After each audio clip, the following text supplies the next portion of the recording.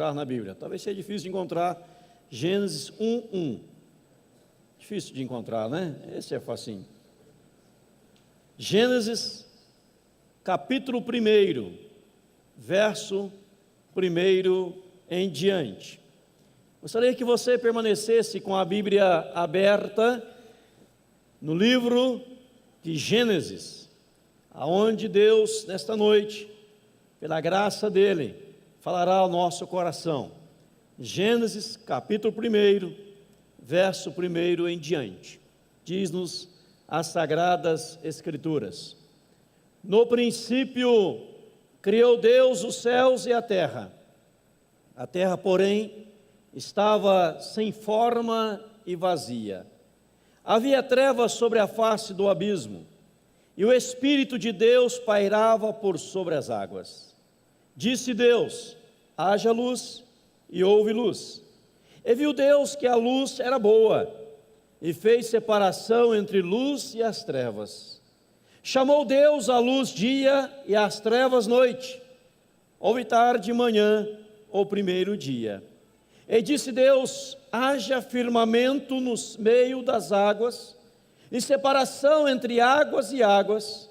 Fez, pois, Deus o firmamento, e separação entre as águas debaixo do firmamento, e as águas sobre o firmamento, e assim se fez. E chamou Deus ao firmamento os céus. Houve tarde e manhã, o segundo dia. Até aí, permaneça com a Bíblia aberta. Pai querido, pela Tua graça, fala conosco, instrua-nos, em nome de Jesus. Amém. Nós temos no mês que passou e no mês que estamos, foi setembro, agora outubro, falado sobre o tema que está aqui no altar: a volta, a volta. Vamos pensar, dar sequência às pregações da série sobre a volta. Deus, conforme já tenho aqui falado e ministrado, Ele nos chama sempre para uma volta, para um retorno, para voltar para o Senhor. À luz deste texto inicial, que você está com a Bíblia aberta, e nós vamos compartilhar e destacar algumas coisas, pensemos inicialmente como era tudo no começo. Como era tudo no começo? Como era? Como que as coisas eram?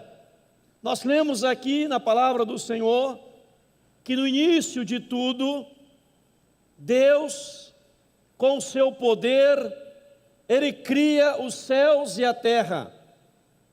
O verso 2 fala que a terra era sem forma e vazia, porém o Espírito de Deus pairava por sobre as águas.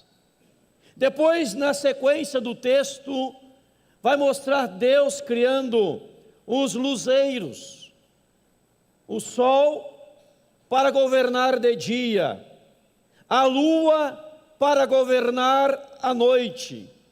Depois Deus cria os animais, as aves, os animais marinhos, e Ele vai criando e dando forma, e organizando e reorganizando todas as coisas. E interessante que lá no verso 10, verso 12, verso 18, verso 21, verso 25, sempre termina com esta palavra: e viu Deus que isso era bom.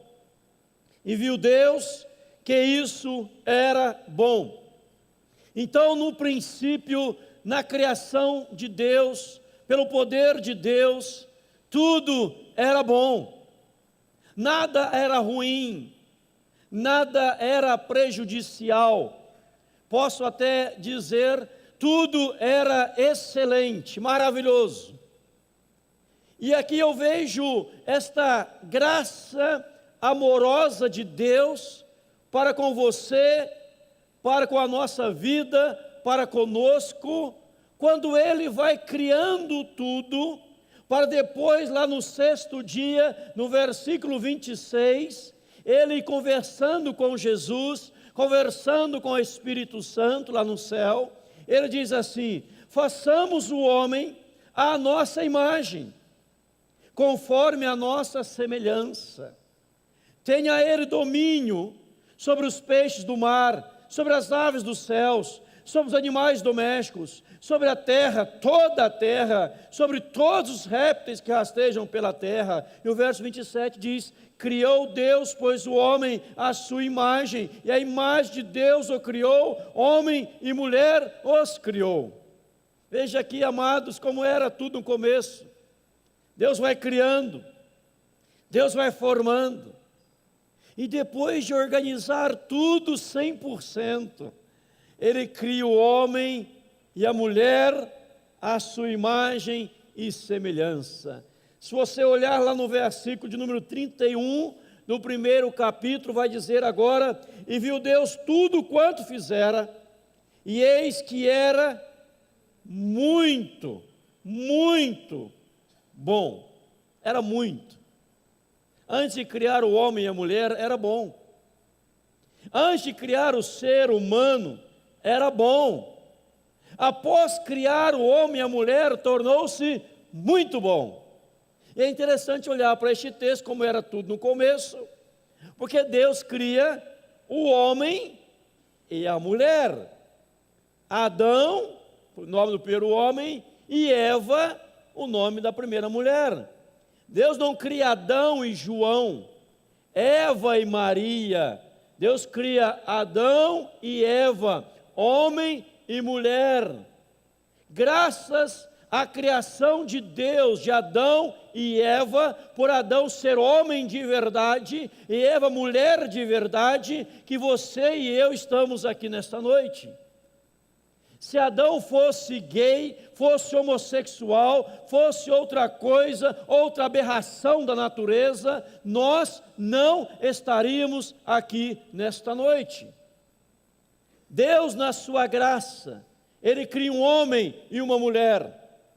Deus, na sua graça, a partir do capítulo 2, Ele vai dando detalhes da criação, como Ele fez o homem e como Ele fez a mulher. Por exemplo, no verso 18, capítulo 2, diz assim: disse mais o Senhor Deus: não é bom que o homem esteja só. Far-lhe-ei uma auxiliadora que lhe seja idônea. Então Deus fala assim: olha, o homem está meio só, eu não quero solidão, eu quero que o homem esteja acompanhado, então vou fazer para ele, diz a palavra do Senhor, uma auxiliadora idônea.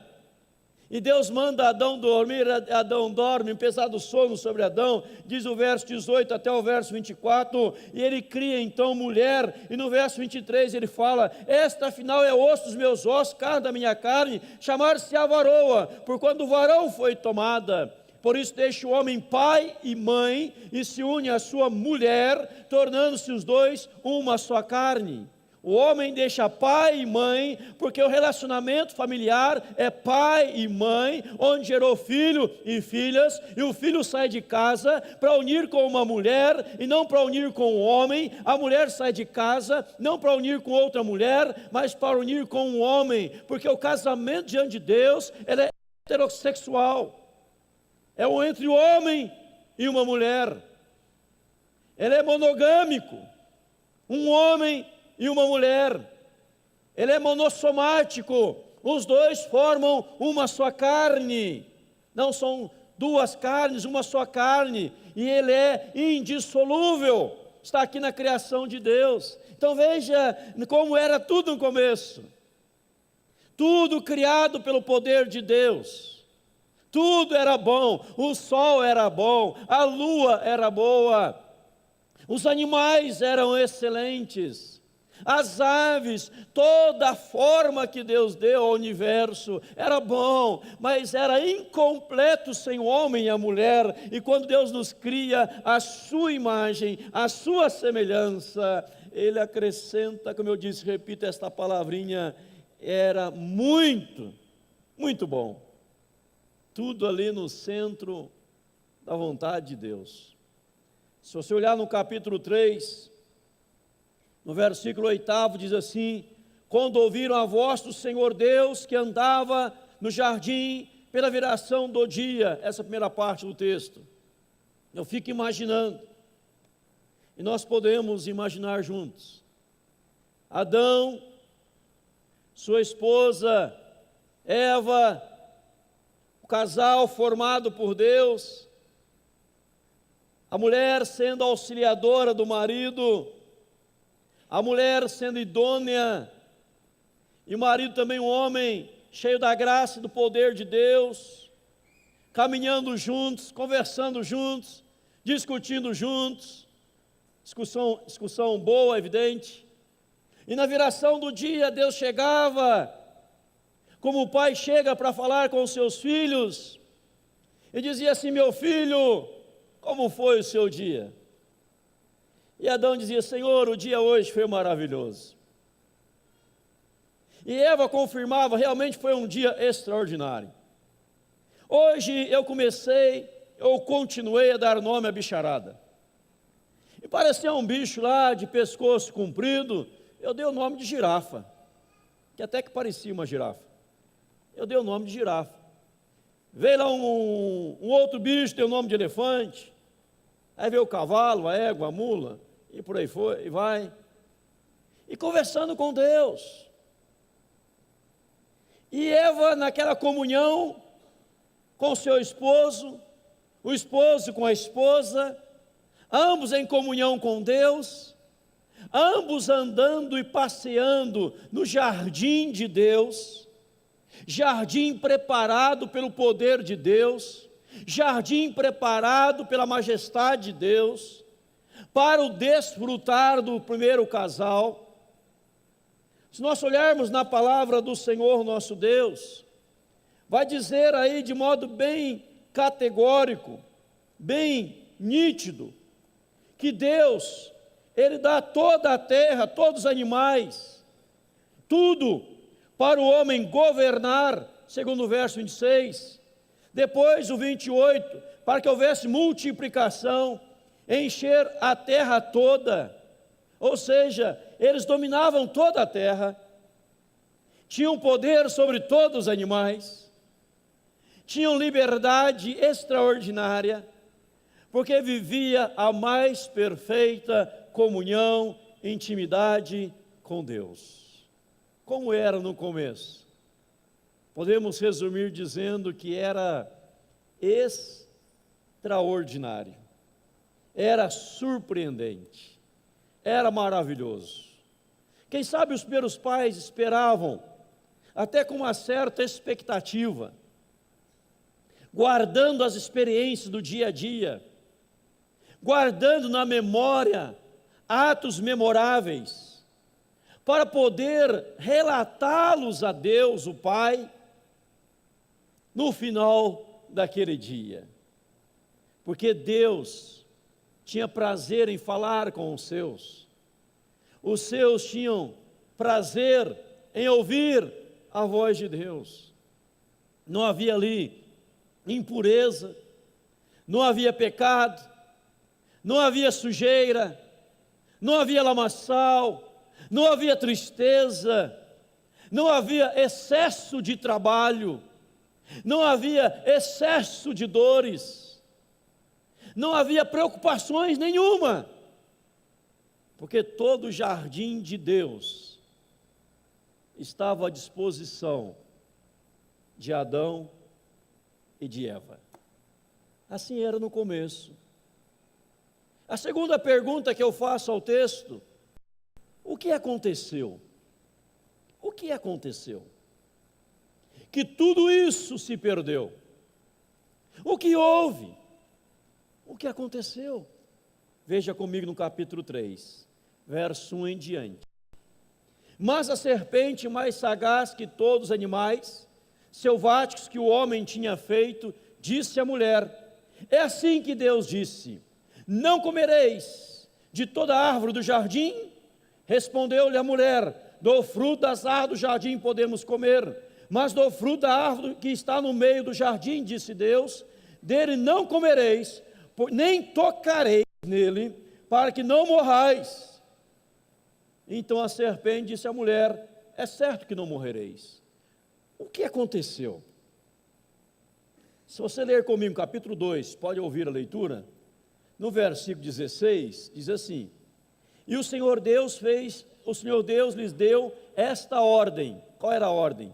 De toda a árvore do jardim comerás livremente, mas da árvore do conhecimento do bem e do mal não comerás, porque no dia em que dela comeres, certamente morrerás. O que aconteceu? O que aconteceu? Primeira coisa que aconteceu: questionaram a palavra de Deus. Começaram a questionar a palavra de Deus. Notem que a Bíblia diz, e Deus havia falado, que eles poderiam comer de tudo que houvesse no jardim, exceto da árvore do conhecimento do bem e do mal. A serpente, mais sagaz que todos os animais, o diabo em forma de serpente, disse para Eva: não é assim que Deus disse: não comereis de toda árvore do jardim. Ele inverte a palavra de Deus. Deus havia dito para comer de tudo, exceto aquela do conhecimento do bem e do mal. O diabo fala: Deus proibiu tudo. Não é assim que ele falou? Deus não está lhe proibindo de tudo. Ou seja, começou a questionar a palavra de Deus. Eva começou a dar ouvidos a questionamentos das sagradas palavras proferidas pelos lábios de Deus.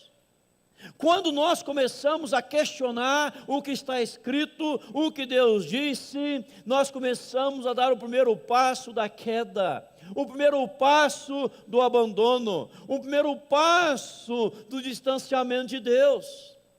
Deus está dizendo tal coisa, mas se eu começo a questionar o que Ele está falando, conforme preguei domingo passado sobre Malaquias, aqueles questionamentos feitos das pessoas a Deus, Deus fala: eu tenho amado vocês, e o povo dizia: em que o Senhor nos tem amado? Ou seja, começa a questionar.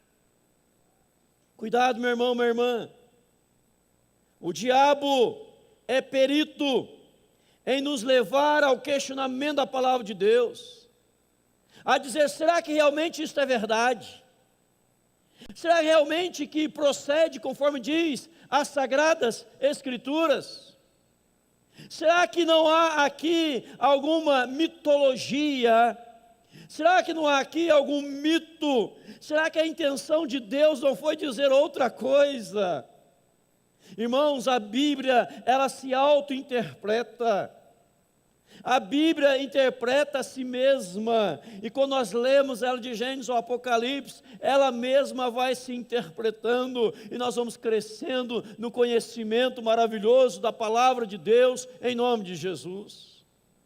Nós não podemos questionar o Senhor, questionar as ordens de Deus, os mandamentos de Deus, a palavra de Deus, mas o diabo, ele é tão sábio, tão astuto, tão perito, que ele fala assim: olha, mas Deus não falou nada disso não. Então o primeiro passo para estragar tudo foi questionar a palavra de Deus. O segundo passo que as pessoas podem dar para estragar tudo é acrescentar algo à palavra de Deus. Olha o que Eva disse: Deus falou que não era para comer e nem tocar. Aonde que Deus disse que não era para tocar? Aonde Deus disse que não podia aproximar? Aonde que Deus disse que não poderia olhar? O que Deus disse que não poderia comer do fruto proibido? E a Bíblia não fala qual era o fruto proibido. Não fala.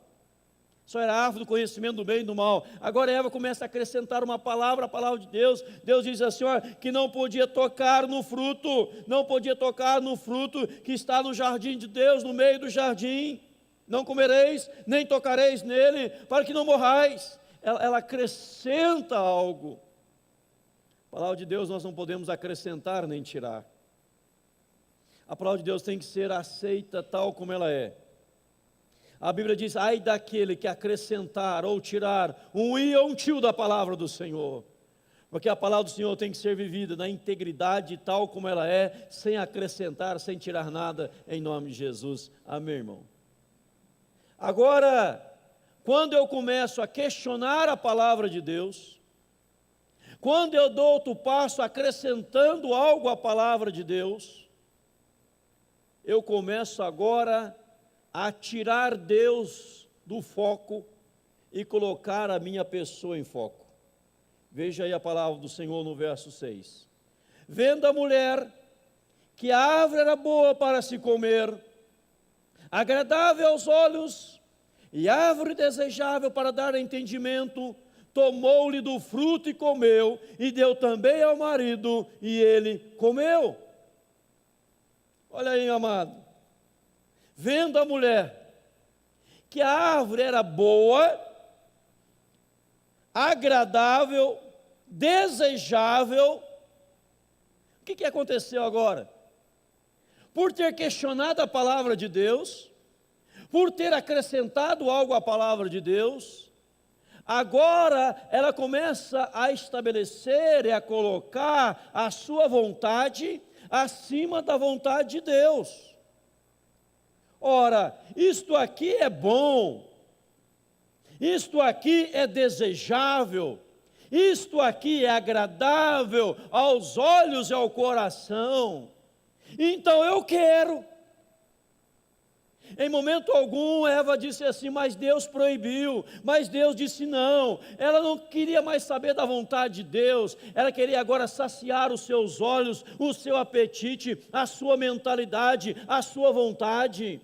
É aquele e aquela, meu irmão, que fala assim, o que importa é a minha felicidade. O que importa é eu ser feliz. Eu quero apenas ser feliz. Já ouviu alguém falar isso? Eu quero ser feliz. Eu estou em busca da felicidade. E se para minha felicidade eu tenho que pisar neste, naquele e naquele outro, pouco importa, desde que eu seja feliz. É o homem no centro. Não é mais Cristo no centro. Não é mais Deus no centro. Não é mais o Espírito Santo no centro. Mas é o homem no centro. É quando até o culto ele vira antropocêntrico, o homem no centro, e não cristocêntrico, teocêntrico, Deus no centro, Cristo no centro, mas é o homem no centro. As canções que vão dizer como que eu vou ser feliz, como que eu vou me alegrar, como que eu vou me regozijar. Não são mais canções que falam da glória de Deus, da majestade de Deus, do poder de Deus, da honra de Deus, da glória de Deus, repito, mas é a minha. Será que eu estou bem? Será que eu estou me sentindo bem no culto? Será que o culto é agradável aos meus ouvidos e aos meus olhos? Será que eu tenho prazer neste culto? Não é se Deus tem prazer, não é se Deus é honrado, não é se Deus está feliz, mas eu preciso estar feliz. E quando eu penso em mim mesmo, eu dei o terceiro passo para estragar tudo que Deus criou. Terceiro passo para arruinar tudo que Deus criou. Quando Deus diz, não comam da árvore do conhecimento do bem e do mal, não comam, não comam, mas o resto tudo vocês podem desfrutar. E o diabo fala, olha, Deus está proibindo vocês de tudo? Deus é um Deus carrasco, Deus é um Deus que fica castrando as pessoas, Deus é um Deus que fica aí impedindo as pessoas de serem felizes. Deus não impede ninguém de ser feliz. O que Deus quer é que você seja feliz da forma correta, e a forma correta da verdadeira felicidade é estar no centro da vontade de Deus, em nome de Jesus. Amém, irmãos? Aí está o segredo da felicidade. Mas Eva diz: não, peraí, a árvore é agradável aos olhos, eu quero ser feliz, eu quero provar, eu quero receber, porque até o diabo disse que você comer isso aí, você não vai morrer não, Deus está de palhaçada, negócio que vai morrer, morre nada, quem morre, quem? Morre nada, pode comer. Se o diabo mandou comer e disse que não vai morrer, ele é o pai da mentira, né? Então é porque vai morrer, e morreu espiritualmente diante de Deus. Terceira pergunta que eu faço ao texto: quais foram as consequências de todos estes atos errôneos? Veja aí na palavra do Senhor. Verso 7. Abriram-se então os olhos de ambos, e percebendo que estavam nus, coseram folhas de figueiras e fizeram cintas para si. Primeira consequência: o distanciamento entre o primeiro casal. Distanciamento. Até então ambos estavam nus, próximos, conversando, despidos, sem pecado. Quando questionaram a palavra, quando acrescentaram algo à palavra, quando buscaram a vontade pessoal acima da vontade de Deus, começaram a se esconder um do outro, começaram a camuflar algo um do outro, coseram cintas, pegaram folhas, diz a palavra do Senhor Deus, percebendo que estavam nus, coseram folhas de figueiras e fizeram cintas para si. Agora, um estava envergonhado do outro, um estava se escondendo do outro. Irmão, isso acontece nos dias atuais. Quando o homem e a mulher, não no linguajar agora literal, mas figurado, de modo figurativo, figurado, estou dizendo, figura de linguagem, não consegue mais ficar despido um diante do outro, mas tem que ficar escondendo algo um do outro. É o meu celular, que ninguém pode ver. Meu celular está aqui, mas a esposa não pode ver o que eu tenho no celular. O celular da esposa está aqui, mas o marido não pode ver o que tem no celular. É a minha carteira que não pode ver o que eu estou escondendo na minha carteira. É o meu escritório que não pode entrar no escritório e abrir as gavetas. É em casa que há um quartinho escondido das coisas. Ou seja, quando não estão mais despidos um diante do outro, mas estão se escondendo um do outro, gerando distanciamento. Distanciamento. Vergonha um do outro. O diabo é perito em fazer isto. A segunda consequência, diz o texto sagrado, verso 8: quando ouviram a voz do Senhor Deus, que andava no jardim na viração do dia, esconderam-se da presença do Senhor Deus, homem e mulher, por entre as árvores do jardim. Verso 10: ele respondeu: ouvi a tua voz do jardim, porque estava nu, tive medo e me escondi. Agora, não só o distanciamento do casal, mas o distanciamento de ambos de Deus. A voz de Deus que dava prazer, agora a voz de Deus gera medo. A voz de Deus que aproximava, agora a voz de Deus que distancia. Todo mundo que está em pecado, qualquer pessoa em pecado, quando vai ouvir a palavra de Deus, já ouve com pedras na mão, porque está longe dos caminhos de Deus. A palavra começa a incomodar, a palavra começa a mexer, a palavra começa a mexer, a palavra começa a irritar, a palavra começa, ao invés de aproximar de Deus, ela começa a distanciar de Deus. A palavra leva ao distanciamento, ao invés de levar ao prazer das coisas de Deus. Vamos notando a palavra? Eles falam assim: olha, Senhor, porque eu estava nu, ao ouvir a tua voz tive medo. E sabe o que eu fiz? Diz o texto: me escondi. Aonde que eles esconderam? Verso 12: então disse o homem: a mulher que me deste por esposa. Verso 9 em diante: e chamou o Senhor Deus o homem e lhe perguntou: onde estás? Ele respondeu: ouvi a tua voz no jardim, porque estava nu, tive medo e me escondi. Aonde ele escondeu? Atrás das árvores. Atrás das árvores do jardim. Ora, não foi Deus que fez as árvores? Não foi Deus que fez o homem e a mulher? Não foi Deus quem os viu nascer? Não foi Deus quem tirou a costela de Adão e fez Eva? Não foi Deus que abençoou o casal? Não foi Deus que disse: sede fecundos e multiplicai-vos? Agora fala: Senhor, eu estou aqui escondido atrás de uma árvore. Deus enxerga além das árvores. Mas quando você se coloca na frente da vontade de Deus, é tomado de uma ignorância tão grande, de uma falta de raciocínio tão grande. Vai dizer: aqui onde eu estou, Deus não me vê. Às vezes até pode dizer, né? Graças a Deus que aqui Ele não me vê. Deus não me vê, porque há uma árvore entre eu e Ele não me vê, está me procurando. Irmão, Deus não brinca de esconde-esconde com ninguém. Eu creio que a coisa mais terrível que foi com Jesus é quando Ele era criança, as crianças iam brincar de esconde-esconde com Ele, não tinha nem graça. João está ali, o Pedro está lá, Antônio está lá, Manuel já nem sai do lugar, já falam tudo, todo mundo, Ele é soberano, né? Não tinha nem graça brincar de esconde-esconde com Jesus. Tá, não vou brincar mais? Então escondam vocês. Mas a gente esconde, o senhor fala onde a gente está.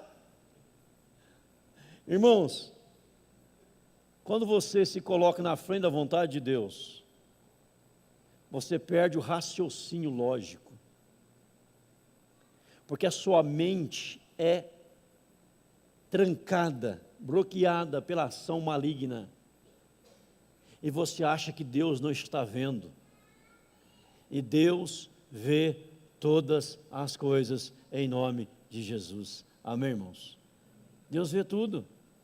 Eu preguei no culto das mulheres da SAF o texto de Zaqueu, que Zaqueu queria conhecer a Cristo, e Cristo era desconhecido para Zaqueu, mas Zaqueu era conhecido para Jesus. Falei de Bartimeu, que Jesus o conhecia, de Natanael e de outros. Ou seja, Ele sabe tudo. Mas quando eu busco o meu querer, eu acho que Ele não está vendo. Eu acho que os seus olhos não estão sobre mim. Quando José estava lá, abandonado pelos irmãos, vendido como escravo, na casa de Potifar, e a mulher de Potifar disse: deita comigo. Ele disse o quê? Pecarei eu contra Deus? Embora eu tenha passado pela prisão, vendido como escravo, na sarjeta, na lama, na cova, mas Deus estava lá comigo, Ele está vendo tudo. Se eu estou sofrendo, Ele está vendo. Se eu estou feliz, Ele está vendo. Onde Deus está em meio ao sofrimento? No mesmo lugar que Ele sempre esteve, sentado no seu alto e sublime trono. Se você está sofrendo, Ele é Deus. Se você está feliz, Ele é Deus. Ele nunca deixa de ser Deus. Ele vê todas as coisas. Mas a nossa irracionalidade faz com que pensemos que Ele não está vendo. Agora o medo toma conta. O medo. Estou com medo. Estou correndo. Diz a palavra, vou repetir. Quando ouviram a voz do Senhor, que andava no jardim, pela viração do dia, esconderam-se da presença do Senhor, Deus, o homem e a sua mulher, esconderam.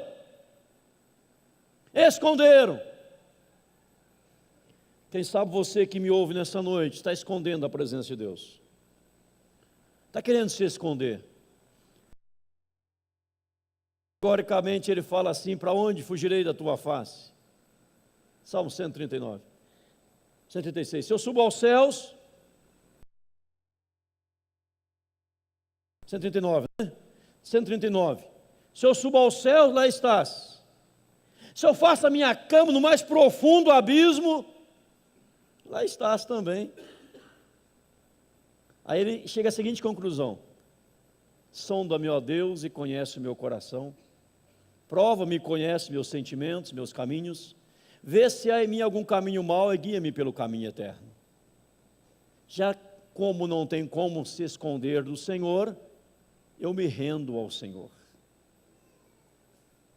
A outra consequência, no verso 16, fala da multiplicação do sofrimento.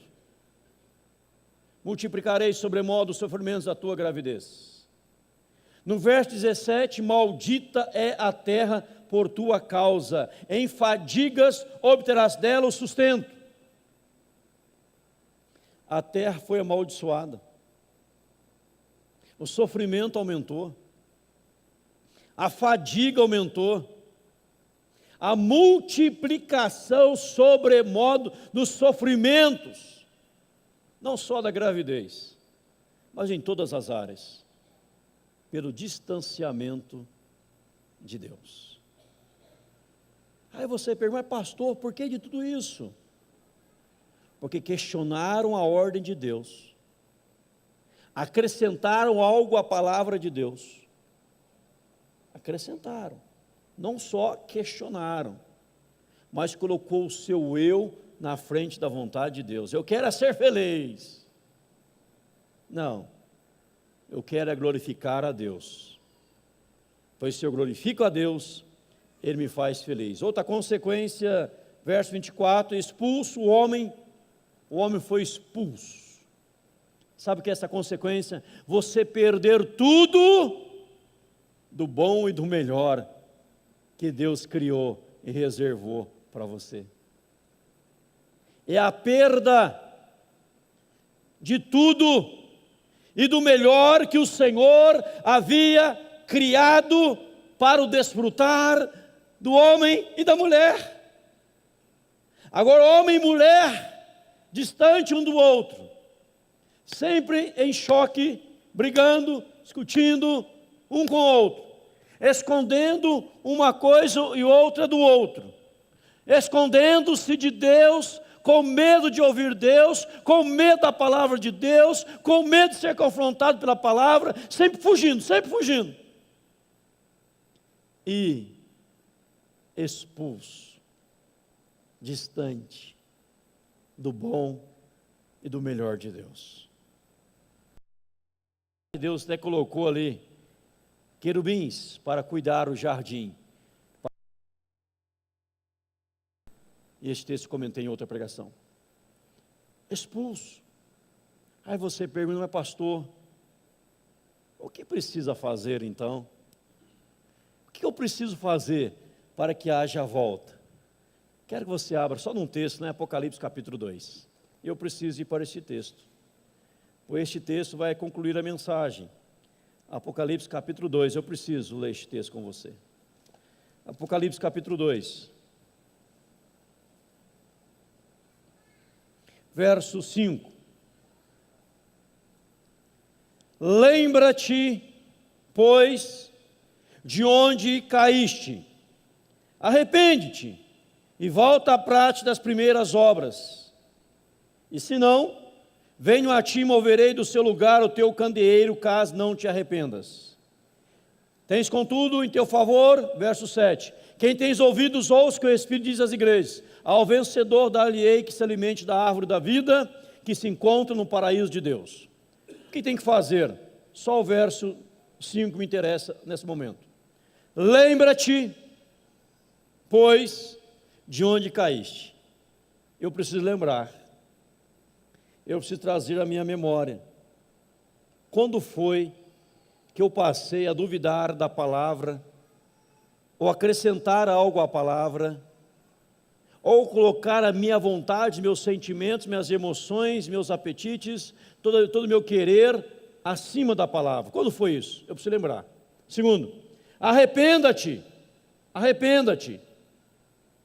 Eu preciso me arrepender. Eu preciso me arrepender. Arrepender aqui traz a ideia de quebrantamento. Eu preciso me quebrantar diante do Senhor. Me arrepender. Terceiro lugar, eu preciso voltar às práticas anteriores. Diz aqui a palavra: lembra-te, arrependa-te e volta à prática das primeiras obras. Eu preciso voltar a ter prazer em ter comunhão com Deus, voltar a querer ouvir a voz de Deus, voltar a ser o casal que Deus quer que eu seja, com o cônjuge, voltar a desfrutar do melhor de Deus, mas eu só posso voltar se eu me arrepender e se eu lembrar. 3 coisinhas básicas que Deus coloca para uma restauração na vida, no casamento, no lar, em todas as áreas da vida. Lembrar quais são as falhas e onde começou a falhar. E ao lembrar, você pode também distanciar de tudo aquilo que te distancia de Deus e começar a aproximar de tudo aquilo que te aproxima de Deus, em nome de Jesus. E você precisa se arrepender. Nós nos arrependermos. Arrepender. Arrependimento sincero, verdadeiro, profundo. E após lembrar, após arrepender, eu preciso praticar o que Deus está mandando na sua palavra, em nome de Jesus. Aí então haverá a volta ao melhor de Deus, em nome do Senhor. Aí fica uma pergunta, uma indagação: eu quero perder o melhor de Deus para a minha vida? Ou eu vou desfrutar do melhor de Deus? Arrepender é dizer: Senhor, embora meu coração muitas vezes seja um coração duro, fechado, trancado, empedernido, mas eu me arrependo e peço, quebra o meu coração agora em nome de Jesus. Eu quero voltar a ter tempo para Deus, porque as pessoas hoje dizem que não tem mais tempo para Deus. Minha vida é muito corrida, não tem tempo para Deus. Se cada hora, deixa eu te falar algo aqui, cada hora que você olha para o seu celular, cada minuto que você acessa o Facebook, o WhatsApp, o Instagram, cada hora que você entra na rede social, se você fizesse 1 minuto de oração, quantos minutos você oraria por dia? Muitos. Mas muitas vezes não temos tempo para Deus, mas temos tempo de ficar o dia inteiro no celular, o dia inteiro no WhatsApp, o dia inteiro online, ali digitando, não porque está ligado online, mas digitando o dia inteiro ali, mexendo. Mas para Deus não tem tempo para uma oração, não tem tempo para ler a palavra do Senhor, não tem tempo para manter comunhão com Deus, e o diabo acaba usando até o próprio celular para te distanciar do seu cônjuge, para distanciar de Deus, para distanciar das coisas celestiais. Eu ouvi dias atrás, em certo lugar, muitos divórcios devido ao celular. Mas a culpa não é do celular. O celular não tem culpa, porque não tem vontade própria. Embora alguns talvez até tenham os novos, né? Mas se você não falar com ele, ele não faz nada. A culpa é do Siri, que o Siri do celular é outra marca do distanciamento de Deus, que é transferir responsabilidades, transferir culpa para o outro. E Deus, voltando lá em Gênesis, no versículo 9, ele fala assim: onde estás? Esse onde estás me marca. Onde estás, amados, é a oportunidade do acerto com Deus. Adão diz: Senhor, a mulher que tu me deste, o que ele fez? Culpou Deus. O Senhor que deu essa mulher, Senhor. O Senhor que deu essa mulher. Foi o Senhor que deu, então a culpa é tua. Depois ele culpa a mulher. Deus fala com a mulher: Eva, o que houve, Eva? Senhor, a serpente. Ninguém diz assim: eu errei, eu falhei, eu comi do fruto proibido que não poderia. Então, quando Deus fala: onde estás? Deus está dizendo: o que você fez? Eu posso mudar a tua história agora. Basta reconhecer e se quebrantar diante de mim. Agora, se eu ouço: onde estás? E eu falo: estou fugindo, estou me escondendo, estou transferindo a culpa para o outro, não há restauração. Mas quando eu falo, Deus pergunta: onde estás? Sabe o que era para Adão dizer? Senhor, eu estou aqui, pronto para qualquer consequência dos meus erros, porque eu pequei contra ti. Eu toquei e comi da árvore proibida. Nós pecamos. E nós pedimos agora o teu perdão sobre as nossas vidas. Deus ia dizer o quê?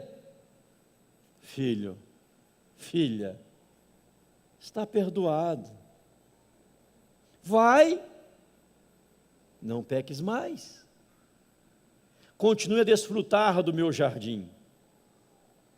Mas quando você busca justificativas e transferência de responsabilidades, você é expulso do melhor de Deus. Então eu encerro essa mensagem quando os irmãos se posicionam da música, dizendo para você: não perca o melhor de Deus. Deus lhe pergunta hoje: onde estás? O que tens feito? Lembra, arrependa e volta. Ah, pastor, mas tem algo que é mais forte do que eu. Pode ser mais forte do que você, mas não será mais forte que o Espírito Santo de Deus, que opera em sua vida e te transforma em nome de Jesus. Basta crer, basta crer. E quando cremos, veremos a glória de Deus se manifestar nas nossas vidas, em nome de Jesus. Amém, irmãos? Que Deus assim nos abençoe. Como era, o que houve, quais foram as consequências, como refazer isto, se entregando a Deus. Vamos ficar em pé, vamos louvar ao Senhor, em nome de Jesus.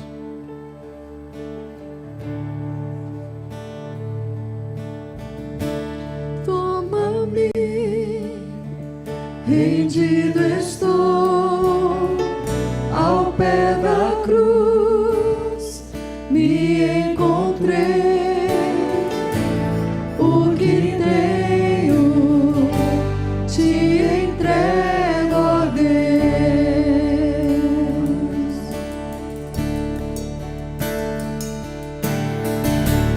Vem limpar as minhas mãos, Purificar, purificante meu coração, que eu ande em tudo, que tu tens para mim, Senhor.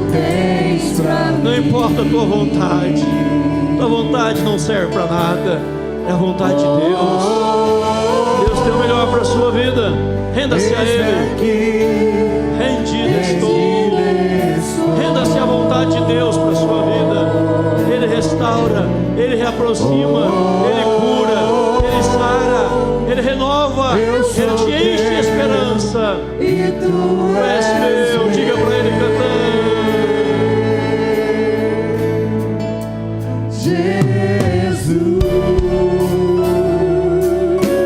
Aleluia, queremos voltar a Ti, Senhor. Nos rendemos a Ti, Senhor, nessa noite. Nada possa impedir da gente estar em Ti, Senhor. Meus momentos e os dias meus respirar, e meu viver, que sejam todos pra ti, ó Deus, pra ti, ó Deus, pra ti, ó Deus. Aleluia.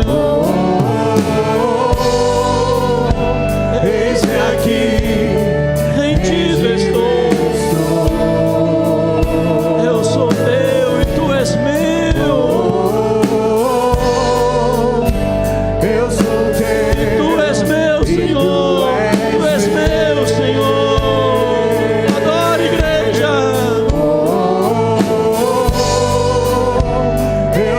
Eis-me aqui, Senhor, rendido à tua presença.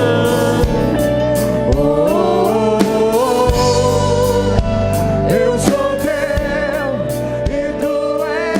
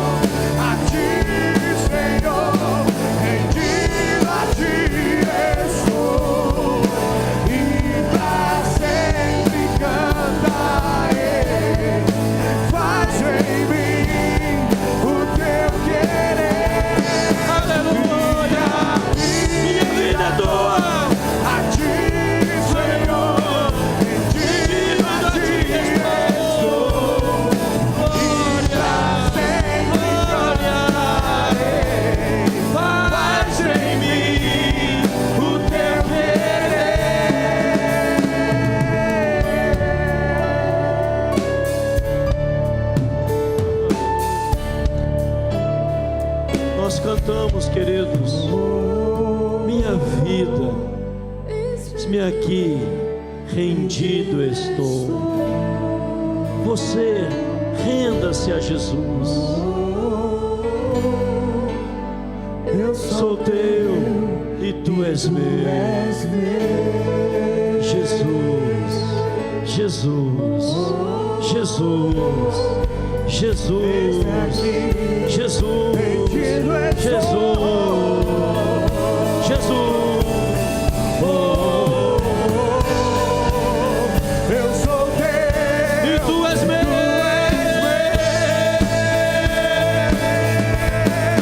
minha vida dou a ti, Senhor, rendido a ti estou, e pra sempre cantarei. Faz em mim o teu querer, minha vida dou a ti, Senhor, rendido a ti estou, e pra sempre cantarei. Faz em mim o teu querer.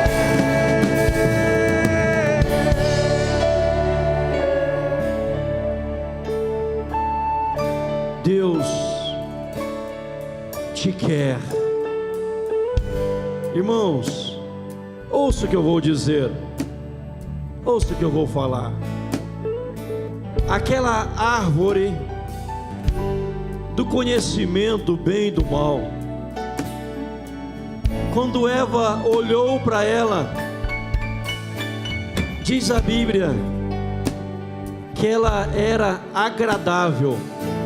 Agradável, não era ruim, não era detestável, não era que nojo, não, era agradável, era saborosa,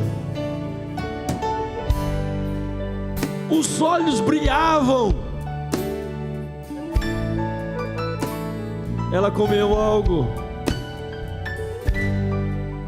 que quando ela mastigava, os seus olhos brilhavam. Ela teve prazer em comer daquela árvore, deu prazer a ela. Mas eu pergunto, Valeu a pena? Valeu a pena? Não troque. Não troque uma vida maravilhosa que Deus pode te dar por momentos de prazer para ter consequências eternas de sofrimento, de medo, de pânico, em viver se escondendo. Será que alguém está me vendo? Será que alguém está olhando para mim agora? Eu preciso me esconder. Não. Deus quer que você ande na rua de cabeça erguida, e todos saberão que você é um homem de Deus, uma mulher de Deus. Você não tem nada para esconder para ninguém, porque a graça de Deus está na sua vida. Sabe por quê? Porque o seu eu morreu na cruz, e o seu eu Deus protegeu, porque a palavra Deus no meio tem a palavrinha eu, D-E-U-S, eu, entre o D e o S, protegido por Deus. Mas se você quiser viver do seu jeito, meu sentimento, minha vontade, não vale a pena. Você pode até ter prazer,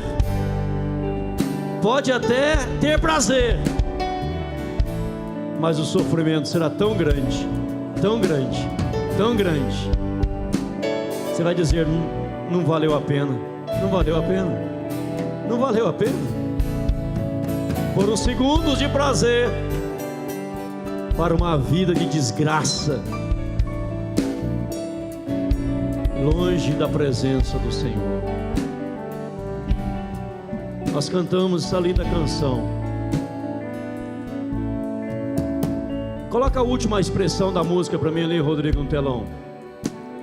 Esta última expressão: minha vida dou a ti, Senhor, rendido a ti estou, e para sempre cantarei, faz em mim o teu querer. Em todos nós, em todos, há algo que Deus precisa trabalhar, tem certeza disso. E se você essa noite está dizendo, Deus, eu dou para o Senhor a minha vida, faz em mim o teu querer na minha vida e não o meu. Você quer o querer de Deus na sua vida? Enquanto cantamos de novo esta parte, bem animado, vem aqui diante do altar. Eu quero orar te abençoando, encerrando o culto em nome de Jesus. Minha vida, aleluia, Senhor, rendido a ti estou. venha no altar de Deus. Eu já estou aqui, eu também quero, eu já estou aqui. Sou o primeiro a estar aqui. Venha no altar de Deus, venha, venha, venha, venha. Não fica aí não, vem, vem, vem, vem, vem, vem. O Espírito Santo te chama, o Espírito Santo, ele... o teu querer, minha vida, aleluia. Vem, irmão, vem, irmão, vem. Eu quero também. Nós queremos.